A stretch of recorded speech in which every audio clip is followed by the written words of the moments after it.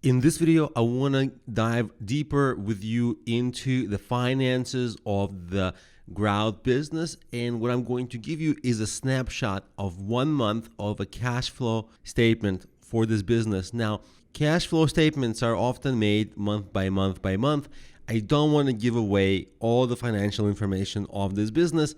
It's not good for them, and it actually is not helpful for you. What is helpful for you is a 1 month snapshot. So we're going to take a very simple 1 month snapshot, and once you understand the 1 month, you can extrapolate this to many months. The months doesn't matter because most of these items they repeat throughout the months as the numbers are a little different. But what I want to really bring your attention to is that we have so many expenses that really destroy profit, because our revenue, as you can see, we have two major sources of revenue: selling from the website, which is still very underwhelming, and selling from Amazon. Okay, so it's $117,000, which equates to way over $1 million in revenue per year, and it might seem fantastic, but there's so many expenses.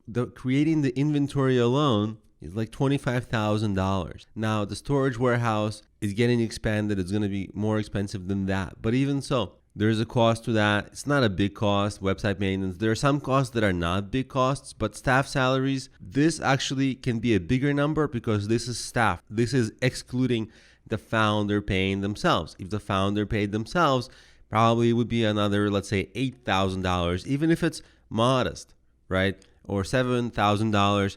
And it would further way cut into the profits because the total costs are over $80,000. So there's only like $37,000 roughly remaining, which is still fantastic. Don't get me wrong, it's still fantastic, but it's not the 117.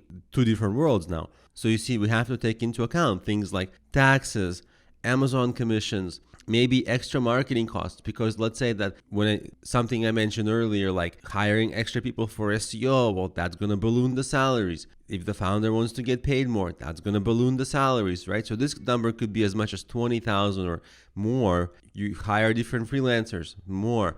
So marketing for additional new product lines, or applying to the brick and mortar stores that might have additional cost, like needing to buy more inventory up front or bigger warehouse, or those brick and mortar stores might require extra money to be put away in giving away the product samples or different kind of marketing. So what can happen very quickly is that the expenses might actually outrun the revenue in some months, even though the revenue is so big. This is a cash intensive business. You need to constantly buy more inventory, constantly grow. So it's actually not as simple as it seems, and that's really what I wanted to bring your attention, is that there's always problems that, most people never get close to this type of revenue a month. But even so, there's so many issues. And now that you understand this, which is really an interesting thing about this business in my opinion,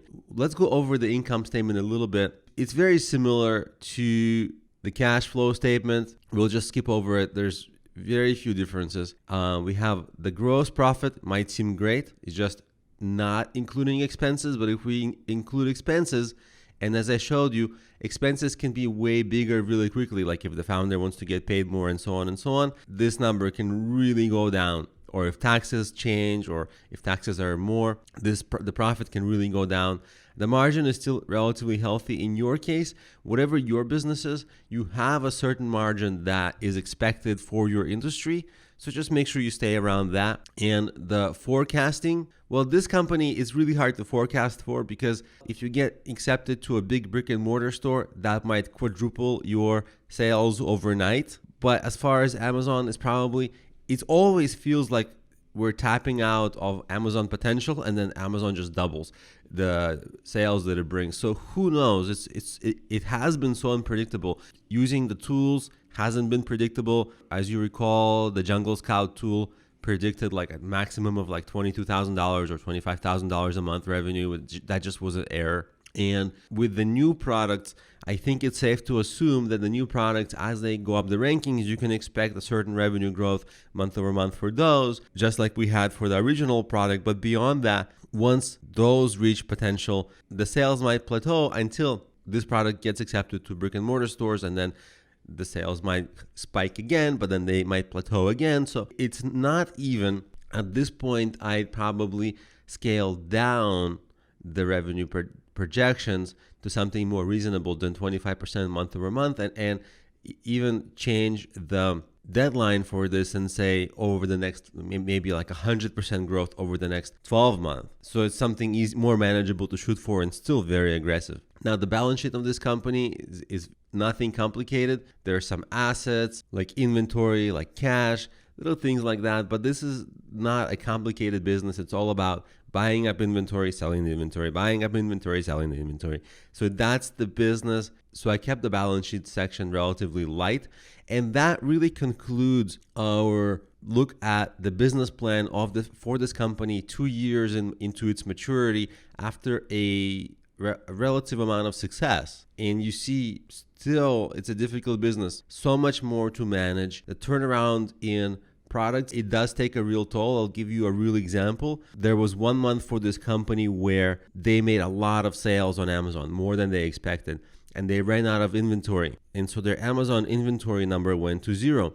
And when that happens, Amazon stops showing your product on Amazon because it says you have 0 inventory, nothing to sell. They ran out of products.